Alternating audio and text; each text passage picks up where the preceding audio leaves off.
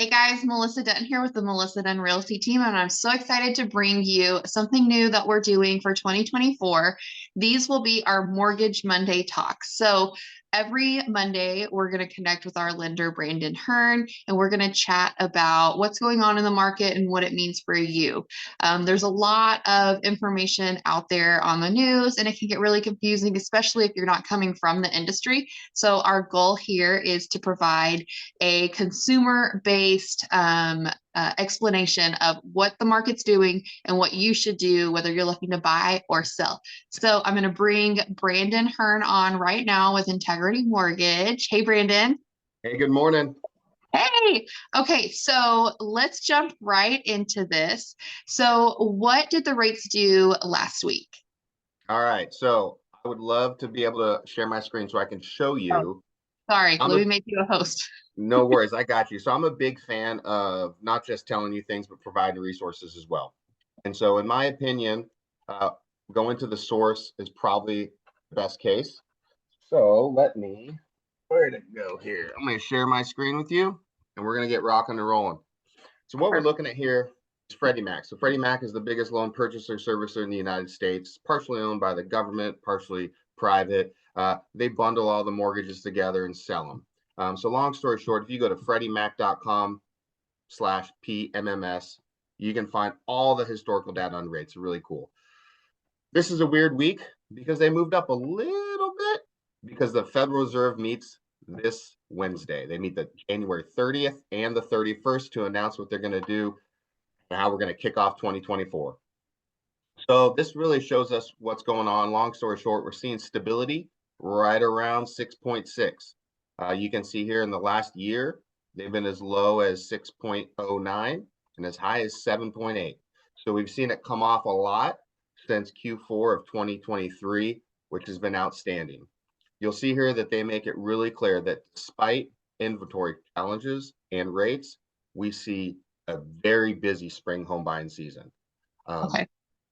Does that answer your question? Yes. Yes. So with that information and given that they're meeting Wednesday, what do you think will happen to rates this week? That's great. So again, I'm going to go right to the source. This is the Federal Reserve website, federalreserve.gov. Um, they're meeting, they meet 8 times. They're meeting January 30th, 31st, and they're not meeting again until March. And there's a big gap there. Um, Everyone was kind of anticipating the Federal Reserve last year signaled that they were going to drop rates about 3 times in 2024. All the data was looking good. Inflation report came out in January, and it said maybe inflation wasn't cooling as much as they anticipated. So right now, everyone's 50-50. Maybe they keep rates the same in January and they lower them a little bit in March, or maybe they lower them a little bit in January and they hold them in March. So everyone's kind of on their toes right now to see what happens. This time last year, they raised the rate 0.25%. So I think everyone's on the same page saying they're very confident they're not raising rates. It's just a matter of, are they going to hold them or are they going to drop them a little bit? Okay. So I guess that we're thinking mortgage rates are probably going to continue to trickle down the rest of this year, correct? Correct. So when they say trickle down, and I'll kind of address this when I talk about it. I was in the military for a long time, so I like to keep it simple. Um, Thinking like a fifth grader here, but We they're gonna like that. when they say trickle, yeah, when they say trickle down, they don't mean 6.6 to 5.6, right? That doesn't huge adjustments like that happen overnight are very, very rare. So when they say trickle down, they mean maybe going from 6.5 to 6.3 and then 3 months later from 6.3 to 6.2. So if you really what you're asking yourself is like, well, what does this mean for your average buyer, right? Hmm. So Yeah. if you're buying a $400,000 home with 5% down, principal and interest at 6.5 is about 2,400 a month. An eighth of a percent decrease drops it to 2370, 2,370. So $31 a month. Okay. Over the course of a year, let's just round it and say $400 difference in a year. So when people tell me, when a buyer says, man, I'm waiting for them to drop rates, right? and we'll talk Mhm. about the seller side in a second. When they say I'm waiting for them to drop rates, what they're really saying is, I'm gonna wait roughly 30 to 60 days to see if I can save $400 in a year or Mhm. $30 a month, right? I mean, it's hard to get in and out of a restaurant for lunch for less than 30 bucks anymore. Right. So I like to talk about that because on the other side of that coin, mortgages and home prices are driven by the law of supply and demand. Right. So what that number doesn't encompass, so $31 a month seems small, but what it doesn't encompass is every time there's a decrease in rates, the pool of available buyers increases. Right. We And get when more there's competition. Yeah. yeah, and when there's more competition, what do you see on your end as a listing agent? All of our prices go up, and that's when we start entering into multiple offer situations. And the list prices, not only do they go up, but also you have to write higher offers in order to win that property. Yeah. Yeah.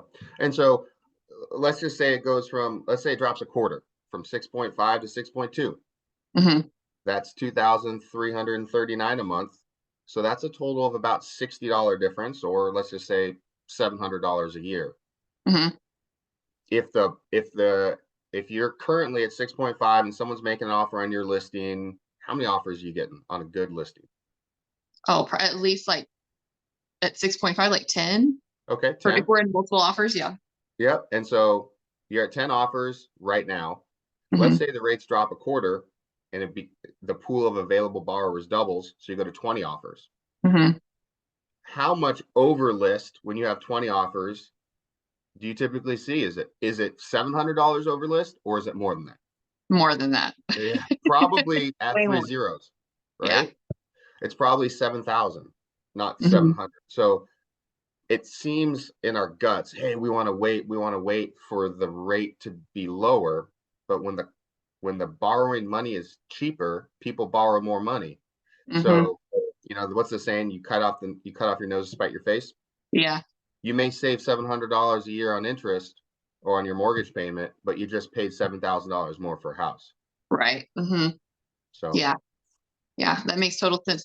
So, given that's your advice for our buyers, what would be your advice for our sellers in this market, right? Especially if we're leaving a really cushy 3% interest rate, what would be your advice for them? okay, so I'm going to talk about from two angles. Okay. First, simple basic math. If you're selling if you're selling that same $400,000 home, if I assume all the same things as I did from the buyer side, and rates go down to 6.3, so they go down an eighth of a percent, the Hmm. same principal and interest for the same buyer, you should be able to sell it at 405. Hmm. Again, this doesn't include supply and demand. This is just basic math.